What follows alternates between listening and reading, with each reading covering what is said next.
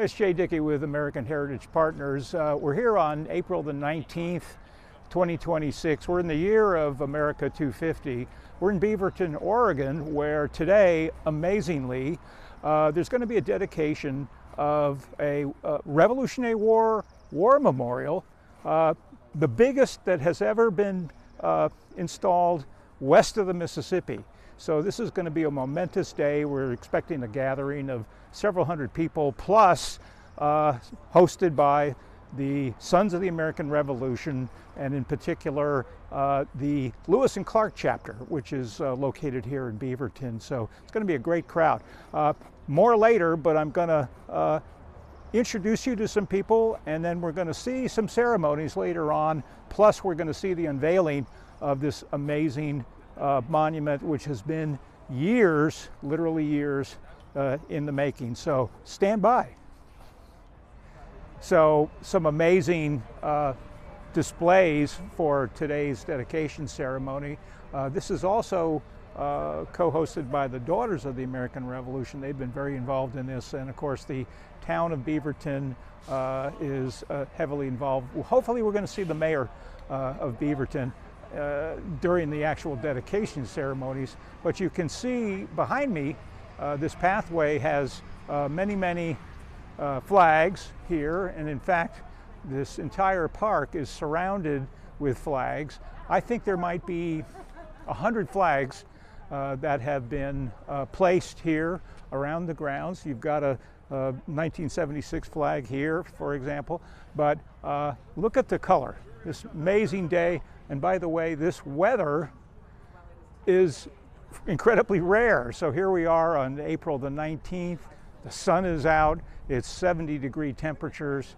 It's an amazing day to commemorate our soldiers, our patriot ancestors who fought to make this country free. So one of the Sons of the American Revolution people here today who are going to be participating in the dedication ceremony is my good friend Mike Lebsock, a teacher here in the Beaverton area, and I'm talking to him in no small part because he is one of the best reenactors of Mr. John Adams, our founding father and second president of the United States. And Mike, I just wanted to ask you, how did you stumble into becoming a reenactor, and in particular John Adams? It kind of was all by accident, really. My grandfather told me that we were related to John Adams, and I was 22 and not teaching, and I had no idea, other than that he was the second president. I had no idea who this guy was. But I began working at Colonial Williamsburg with the Teacher Institute, and I'm watching these character interpreters just mesmerize adults, and I immediately knew I needed to do that with my kids, my students, and thought, well, maybe I should do Adams. Yeah. And it gave me a reason and an avenue to explore this incredible man's life, and I continue to learn and grow, and given opportunities like joining you in Lake Tahoe and stepping into his shoes was an incredible opportunity. So is there a school that you go to take on a character, or how do you do that? You obviously you immerse yourself Yes. in the character. A lot of the people that do character interpretation, their background are actors. That is their experience, and history is just sort of woven into it. In my situation, I'm the history guy, and realized that you kind of have to pretend really well to be this person. So I didn't have the acting experience, but I had the history side, and I guess those things kind of work together. And you're a natural on the acting side, I have to say, because you mentioned Lake Tahoe. Our audience may not know, but Mike came down to Lake Tahoe and gave a performance of John Adams on the 250th anniversary of the beginning of the Second Continental Congress. Had a big crowd. It was fantastic. So good luck today. Well, I hope it all goes well. It's great to see you. It's always great to see you. Thank you. And be well. Thank you. I mentioned that the Daughters of the American Revolution is ever present, and here they are in Veterans Memorial Park. We're gearing up for the dedication ceremonies, but I couldn't resist, Dina. You are a knockout in this dress, and where did it come from? Did you make it yourself? Tell me a little bit about the dress. I did not make it. I'm a how-toer, put together. And what I did is I ordered it, but I didn't like the way it came.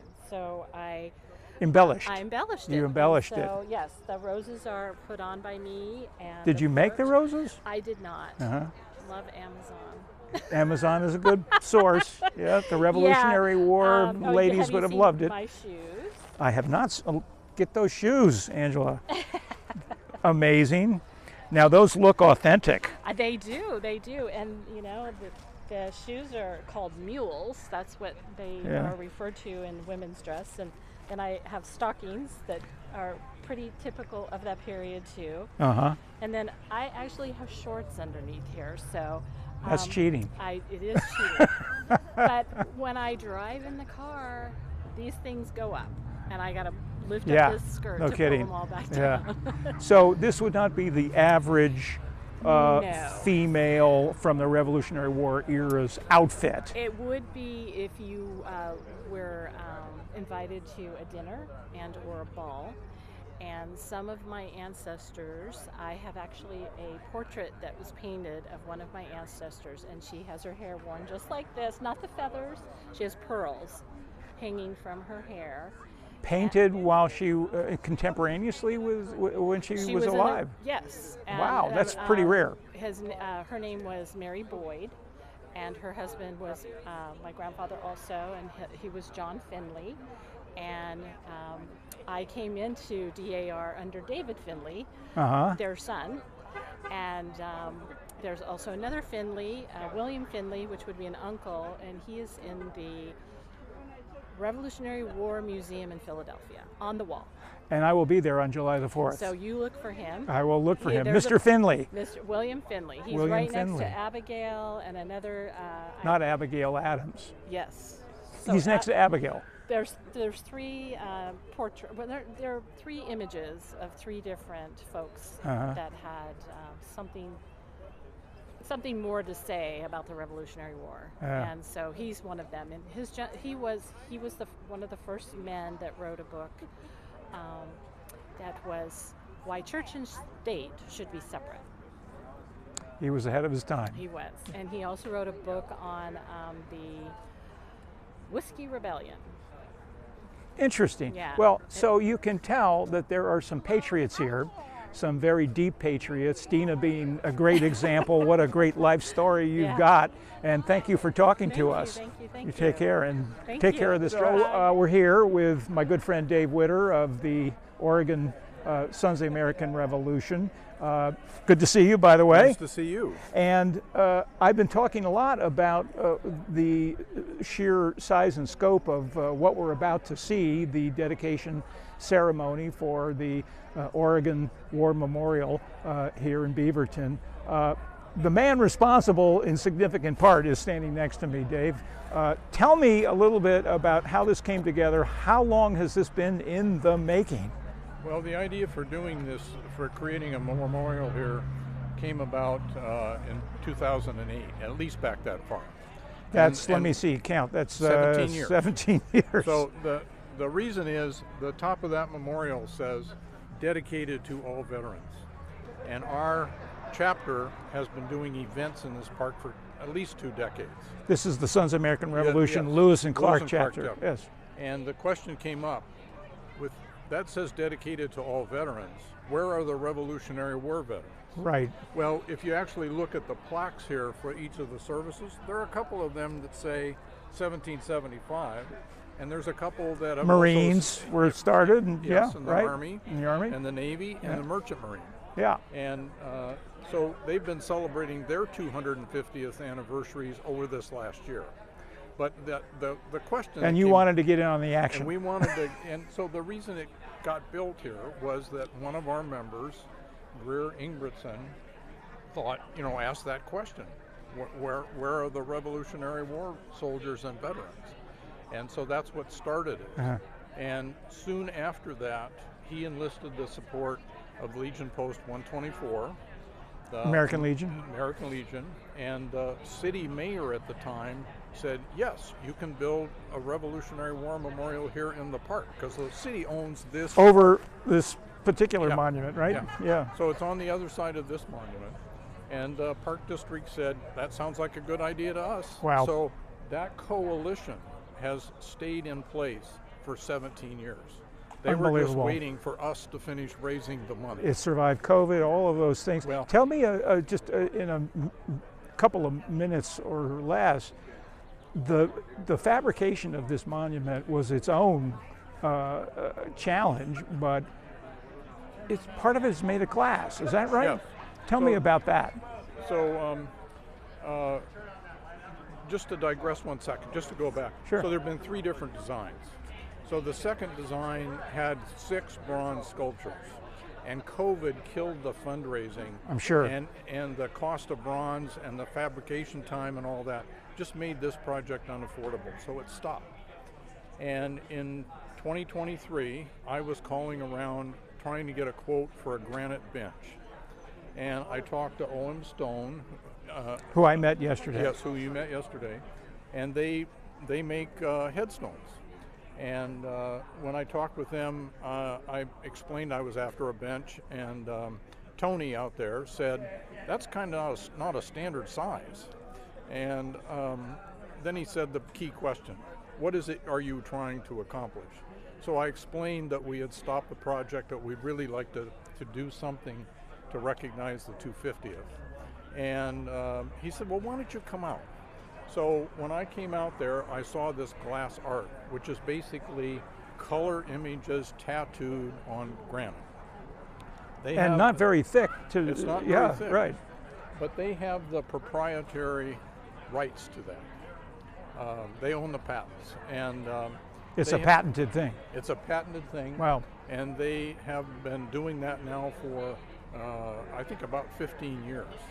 And they've done a lot of veterans memorials and a lot of other civic memorials. And I looked at that glass that was on that glass art, the color of glass art, and I thought, wow, what it really can is we striking. do? And later, by the way, in the dedication ceremony, there's going to be an unveiling. You'll see this, and it's magnificent. The colors are just so vivid. It's an amazing work of art. Yeah. So I had a good crew of guys, 3 teachers that we worked with, and we kind of figured out what we wanted to try to accomplish. So the first thing was to honor the first veterans and soldiers, but then we also wanted to be able to kind of create a base so that people that see this are kind of reminded of the founding principles. So that's the reason we have selected the pieces.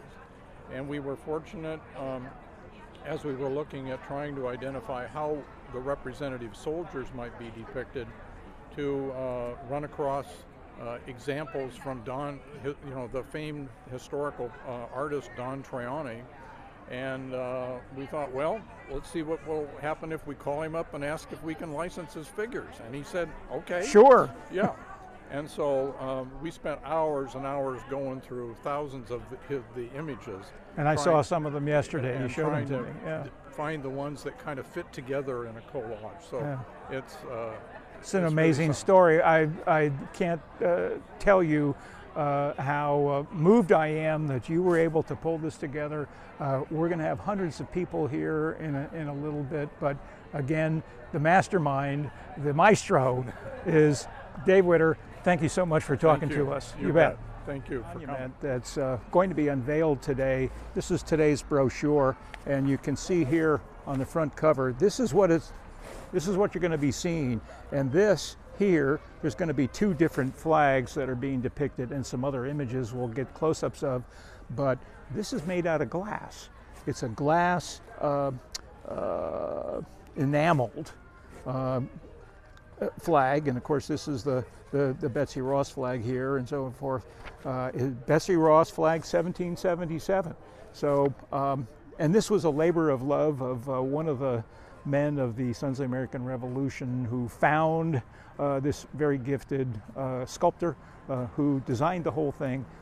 This park here, the Veterans Memorial Park, is a perfect setting, as we'll take a little bit of a panoramic view in a bit, but this is what we're here to dedicate.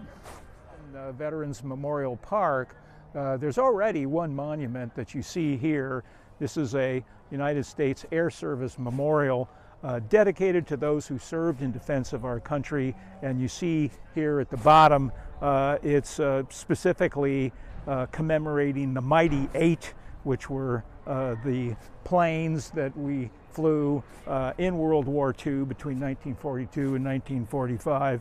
A very impressive monument. As you pull back, you can see that it has a giant propeller from one of the planes that would have been very much involved in our flights to go bomb Germany and other enemy territory. So we got one monument here already. The monuments we're dedicating today will be on the other side. Okay? There's the unveiling. Watch it go. There they go. They're tearing them off. Look at this. Here it is. Here it is. Here's one of them. And we have that was the muskets going off over there. Confetti. Yes? Yes. One more shot.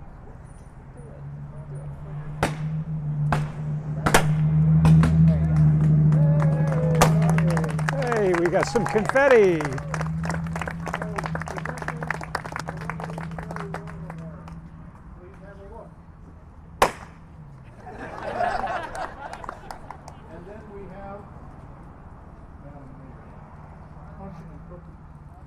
There's another monument in the back. You can see the glass-colored artwork, which is so fantastic. We'll get a close-up in a little bit.